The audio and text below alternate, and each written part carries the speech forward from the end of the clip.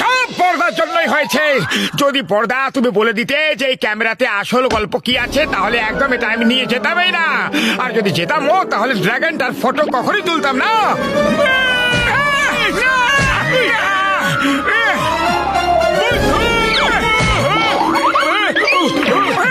পাতলু বাঁচাও, পর্দা পর্দা থেমে যাও, পাতলু বাঁচাও রে।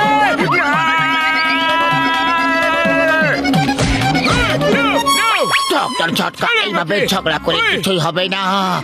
আমাদের ভাবতে হবে যে এই ড্রাগনটার ফটো কিভাবে তুলবো আমরা, ওকে শান্ত করে এক জায়গায় কিভাবে দাঁড় করাবো। আমি একটা ফিল্মে দেখেছিলাম, যদি ড্রাগনকে লাগাম লাগানো যায় তাহলে ওকে কন্ট্রোল করা যেতে পারে।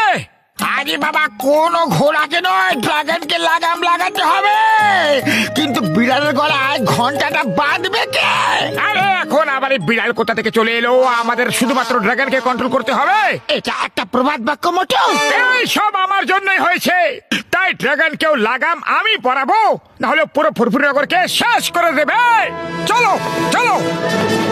ওই আমার শুক্লা বাবুরে দিব্যি গো, মোটু চলো যাই এমন ভাবে বলছে যেন ড্রাগন আমাদের ইনভিটেশন দিয়েছে যে এসো ভাইরা লাগাম পরিয়ে দাও। আমাদের প্ল্যান করতে হবে যে এই কাজ কিভাবে করব আর কখন করব। আইডিয়া, ফ্ল্যাঙ্কার।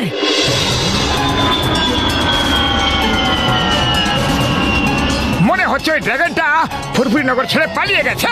তাহলে ভালোই হলো, কিন্তু ওকে খুঁজতে হবে, নাহলে ও অন্য কোথাও ধ্বংস করবে। ওরে বাবা, মনে হচ্ছে ও আমাদের লাগাম লাগাতে এসেছে।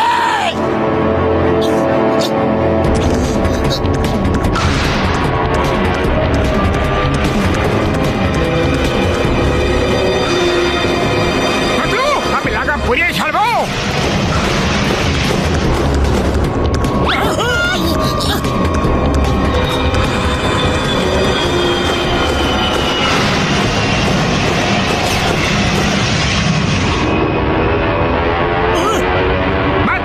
কোনোভাবে কারকে ড্রাগনের ওপরে নিয়ে চলো।